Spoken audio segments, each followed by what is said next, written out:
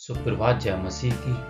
आज का वचन माता का स्वास्थ्य तथा आकृति। निर्गमन की पुस्तक उसका 23 अध्याय उसकी 25 आयत में लिखा है, तू अपने परमेश्वर यहोवा की उपासना करना, तब वह तेरे अन्न जल पर आशीष देगा और तेरे बीच में से रोग दूर करेगा। आज का अध्याय माता के स्वास्थ्य और उसके रहन सहन के बारे में आए देखें। माता की शक्ति का पूरा ध्यान रखा जाना चाहिए। उसकी बहुमूल्य शक्ति को थका देने वाले परिश्रम, चिंता और भार से सुरक्षित रखा जाना चाहिए। बहुधा पति और पिता स्वास्थ्य के नियमों से परिचित नहीं होता या उनकी उपेक्षा कर देता है। वह आजीविका अर्जित करने और धन कमाने में व्यस्त रहता है। इससे उस पर चिंताओं तथा व्याकुलताओं का भार बना रहता है। शेष बातें वह माँ पे छोड़ देता है। इससे माता की शक्ति में ह्रास हो जाता है और वह सरलता से दुर्बलता तथा रोग का शिकार हो जाती है। वह स्वयं माता और उसके परिवार के ही हित में है कि उसकी शक्ति, स्वास्थ्य तथा बल बना रहे जो उसे परमेश्वर ने प्रदान किया है। उसको अनावश्यक भार तथा तनावों से मुक्त रहना चाहिए।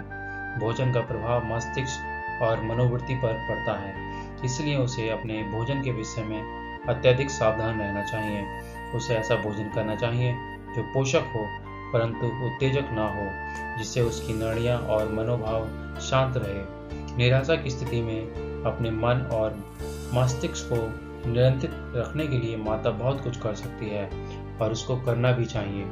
यहाँ तक कि रोगग्रस्त होने पर भी वह ऐसा कर सकती है।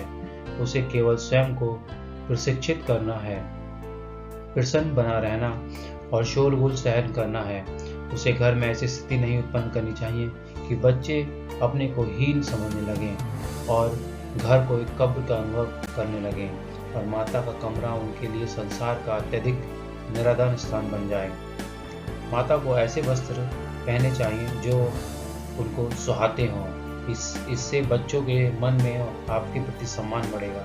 यह भी ध्यान रखना चाहिए कि वे भी स्वच्छ तथा आकर्षक वस्त्र पहनते हों।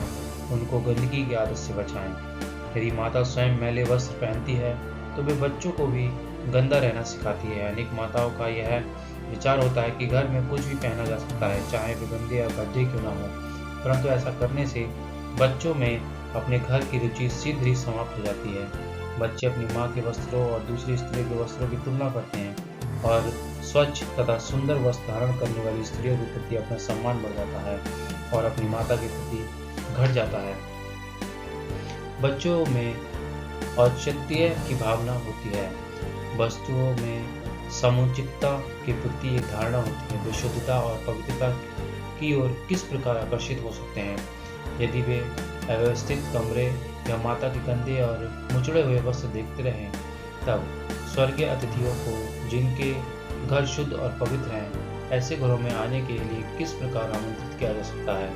व्यवस्था और स्वच्छता स्वर्ग के नियम हैं। वह ईश्वरीय प्रबंधों की समानता में आने के लिए साफ रहना हमारा कर्तव्य बन जाता है।